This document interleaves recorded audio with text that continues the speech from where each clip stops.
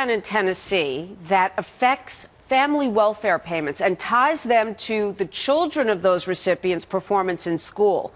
You get lower grades, you get lower payments.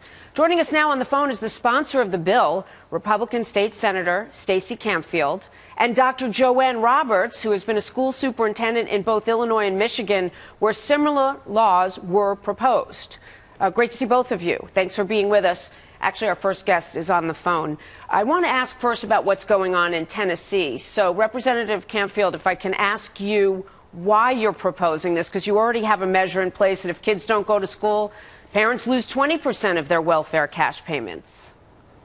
Yeah, well, you know, we're taking it to the next level and saying, listen, if your kid is failing every single class because who knows what reason, unless you are a special needs child or something like that, we're going to stop or cut back on the amount of straight cash payments you're going to get. This has nothing to do with food stamps or WIC or school lunches or anything or housing vouchers. This is a straight cash payment that the state gets or gives to these people that are in need. But we need to stop this generational poverty.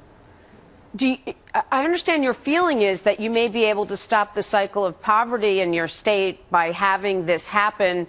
Do you think parents can really take on that responsibility of making sure their kids do better in school? Are they equipped? Yeah, you know, I think, listen, we're not talking, I'm not expecting these kids to write the Magna Carta. You know, ABCs, 1, 2, 3s, I think any parent can just about do that. We have classes for parents. We have after-school programs if kids are having problems. We have tutoring programs out the wazoo. We have just about everything you'd ever ask for except for parents that are engaged and involved. And if a parent doesn't care if a child shows up to school or if they show up, they don't care if they, are asleep during the school day, as long as they're getting their check. I mean, we have to motivate these parents. The only way to break the generational cycle of poverty is education. That is the golden ticket out of poverty. And some people just refuse to have any responsibility. We keep trying to put it all on our schools or put it all on our teachers. Okay, we can't do that. And let me let Dr. Roberts in, who has overseen the process of education in 2 states, not Tennessee. What do you think? Well, I think, first of all, the education arena gives us our Title I parenting programs, and we need to look at programs that align themselves with the curriculum that's being taught. We all want our parents to help their children. It's a cry for every superintendent in this country. But the question is, how do we do this? I would say that we need to look at programs that we had a Head Start program whereby parent participation was required. We need to look at how we are going to require these parents to train them to help their children. Because if we can train the parents how to help their children, we have demonstrated parents go on to get GEDs, they go on to get better. So that I would say to him, look at the program that's being used in Brazil, where parents have to attend workshops, parents go to training, they learn how to train and help their children. Because we now have the Common Core curriculum that is in place. That's a challenging curriculum for the best of our parents, so that we're going to ask parents to do something that most of them are not capable of doing. And so if we look at this social economic stratification that we are addressing, many of these parents need help.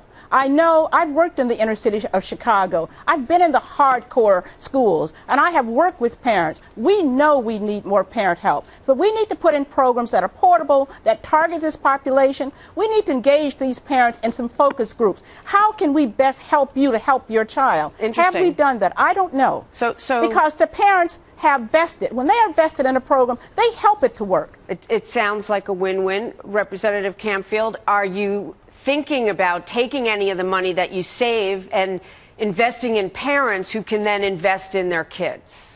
Actually, my program, every penny that's saved goes back into the same program to help other people who are towing the line. And, honestly, I can't disagree with a whole bunch of what the other woman said. The thing is, we have a lot of parents who couldn't give a flip. We can't get them on the phone. They don't show up to any parent-teacher meetings.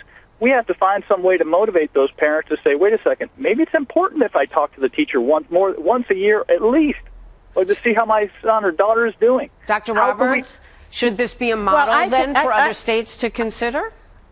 I think he needs to dig a little deeper. If he's targeting the parents that don't give a flip, let that be the target population. And let's go in there, and if we have to go to their homes and get these parents, but this is what we had to do in Chicago. We want to make something work, we go to the home. We find those parents. Nothing stops us from our objective of getting them engaged. So let's talk to some of these targeted parents that don't give a flip and find out what is it going to take for you to give a flip. Let's build program. Let's build in some accountability within that model. And then at the end, if all fails, then let's talk about taking this 20%. Because that's a lot of money. That's a lot of cash money coming out of a parent's hand who has to raise a child. Representative So that at the end of Campfield, that's the amount of money you're already withdrawing, that 20%. You want to take it up another tenth. Is there a compromise you're considering? Well, like I said, if you want to talk motivation, nothing motivates like cash.